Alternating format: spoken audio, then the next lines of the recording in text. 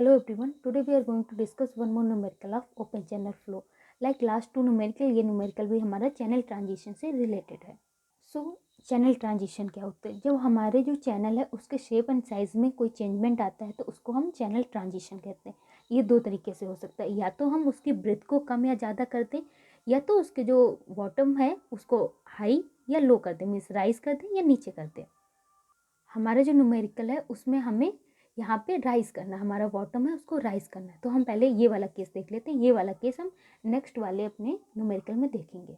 Now जब हम hump देते हैं अपने चैनल के बॉटम में तो हमारे जो फ्लो होता है वो दो टाइप का होता है, सब क्रिटिकल और सुपर क्रिटिकल.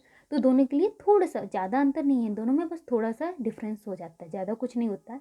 बस यहाँ पे ये होता है, यहाँ पे हम में जो फ्लो है, फ्लो की डेप्थ है वो कम हो जाती है, यहाँ पे फ्लो की डेप्थ बढ़ जाती है, बस इतना ही होता है.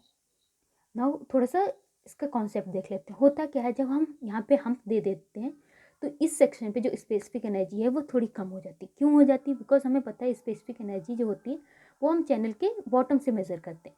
आप यहाँ से देख सकते हैं बॉटम से जो ये एनर्जी लाइन है यहाँ पे ज़्यादा है स्पेसिफिक एनर्जी एंड यहाँ पे कम है. नाउ कितनी कम होती है? वो होती है डेल्टा जेड.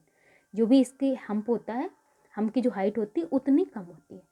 तो अगर हम दोनों को इक्वेट करेंगे स्पेसिफिक एनर्जी तो क्या होगा? E1 इक्वल टू हमें मिलेगा E2 plus delta Z. Now जो हमारे क्वेश्चंस होते हैं उसमें हमसे पूछा जाता है कि इस डेल्टा जेड को हम कितना मैक्सिमम कर सकते हैं. ठीक है, तो इस डेल्टा जेड को हम जब बढ़ाते जाएंगे, इसको जैसे जैसे बढ़ाना शुरू करेंगे वैसे वैसे क्या होगा? ये स्पेसिफिक एनर्जी और कम होती जाएगी. तो ये वाला जो हमारा ग्राफ था स्पेसिफिक एनर्जी एंड डेप्थ के बीच जो ग्राफ था, तो उसमें क्या होगा? सब क्रिटिकल के लिए हम देख रहे हैं, मीन्स ऊपर के लिए देख रहे हैं, इस वाली डेप्थ के लिए. मान लो जब हमारे ये E2 था तो ये था, ये डेप्थ थी.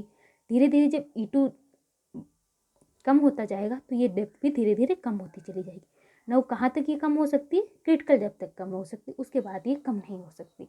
तो जब हमारी क्रिटिकल डेप्थ आ जाएगी उस समय हमारा जो डेल्टा जेड होगा वो मैक्सिमम होगा.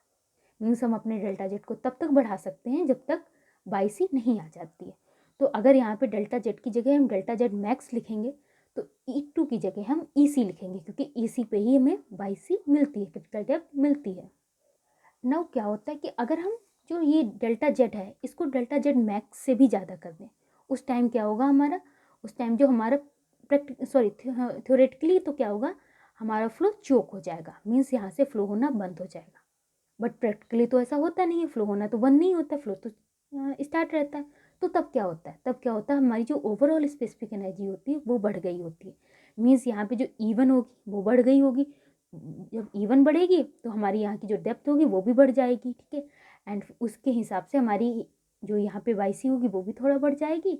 वाई सी बढ़ जाएगी, देन मीन्स EC बड़ी होगी तो वाई सी भी बढ़ जाएगी, तो हमारा फ्लो होने लगेगा. प्रैक्टिकली तो ये होता है, थ्योरेटिकली तो चोक हो जाना चाहिए उसको, लेकिन चोक क्यों नहीं होता? क्योंकि स्पेसिफिक एनर्जी इसकी बढ़ जाती है.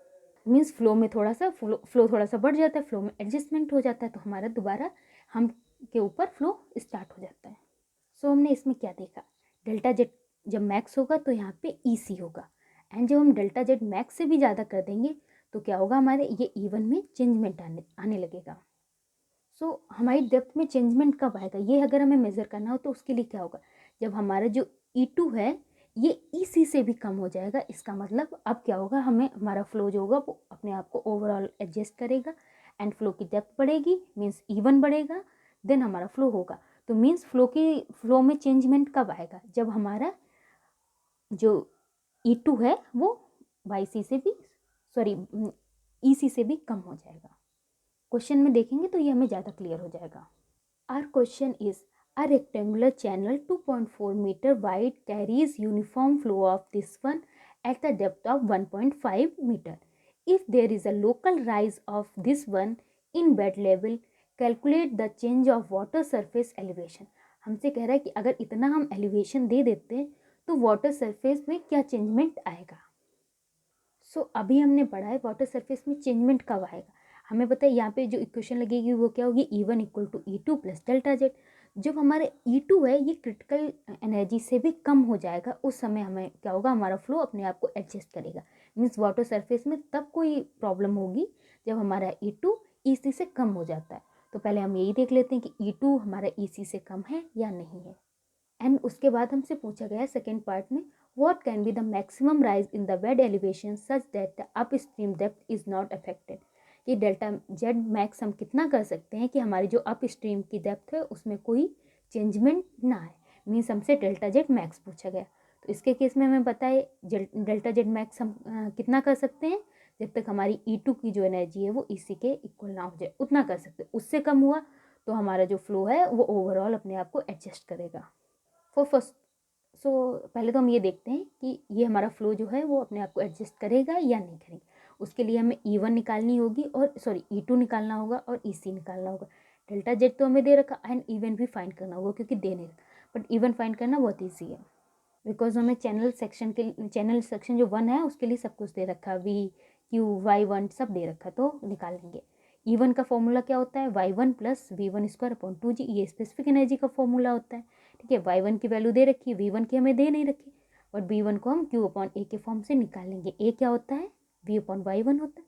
सो पहले हम A निकालेंगे, देन V निकालेंगे, देन स्पेसिफिक एनर्जी फाइंड कर लेंगे E1 पे। E1 क्या होगी, ये आ जाएगी हमें। नाउ E1 हमें आ गई है, डेल्टा जेड हमें पता है, तो हम E2 निकाल लेंगे।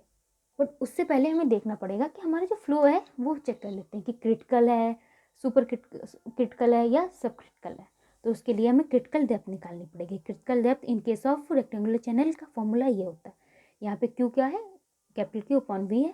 सारी वैल्यूज पुट करेंगे तो हमें क्रिटिकल डेप्थ मिल गई। अब हम देखेंगे क्रिटिकल जो डेप्थ है हमारी वो Y1 से ज़्यादा है या कम है। क्रिटिकल डेप्थ हमारी Y1 से कम है, इसका मतलब जो हमारा फ्लो है वो सब क्रिटिकल फ्लो है। ठीक है, देन हम सब क्रिटिकल वाला फॉर्मूला अप्लाई करेंगे। यही हमने सब क्रिटिकल ही पढ़ा था, सुपर क्रिटिकल पढ़ा भी नहीं था, इसीलिए नहीं पढ़ा था बिकॉज इस क्वेश्चन में हमें सिर्फ सब क्रिटिकल का यूज़ आ रहा था। नाउ 22C आ गई है तो हम EC भी निकाल लेते हैं। ठीक है, EC क्या होता है, रेक्टेंगल के केस में 3/2/C होता है। ठीक है, तो हमने EC की वैल्यू निकाल ली ये। अब अगर ये वैल्यू हमारी E2 जो है हमारा उससे कम है, ठीक है, तब तो सही है, बट अगर हमारा E2/C से कम है देन क्या होगा, हमारे जो फ्लो होगा वो अपने आप को एडजस्ट करेगा, अदरवाइज वो फ्लो नहीं कर पाएगा। सो जो हमारी एनर्जी इक्वेशन होती है E1 = E2 plus delta Z, इसमें हम डेल्टा जेड एंड E1 की वैल्यू पुट करेंगे एंड हमें E2 मिल जाएगी। नाउ जो हमारी E2 है वो हमारी EC से ज़्यादा है, इसका मीन्स हमारा फ्लो अभी भी होता रहेगा, बल्कि अभी हम और ज़्यादा डेल्टा जेड दे सकते हैं। कब तक दे सकते हैं, जब तक जो हमारे E2 है वो EC के इक्वल नहीं हो सकता, मतलब E2 और कम भी अभी तक हो सकता है। अब जब हमारे पास अभी तो काफ़ी टाइम है, मीन्स इस वाले डेल्टा जेड पे हमारा जो E2 है वो EC से ज़्यादा है, तो हमारी अपस्ट्रीम डेप्थ पे कोई भी चेंजमेंट नहीं आएगा। नाउ सेकेंड पार्ट में हमसे क्या पूछा था कि डेल्टा जेड मैक्स हम कितना दे सकते हैं, तो हमें पता है डेल्टा जेड मैक्स हम EC तक दे सकते हैं। EC तक हमारी जब तक E2 है वो EC तक पहुँचेगा तब तक हमारी फ्लो हमारा होता रहेगा। तो EC की वैल्यू हमने निकाल ली, EC एंड E1 की वैल्यू पुट कर देंगे एंड डेल्टा जेड हमें मिल जाएगा। Thank you.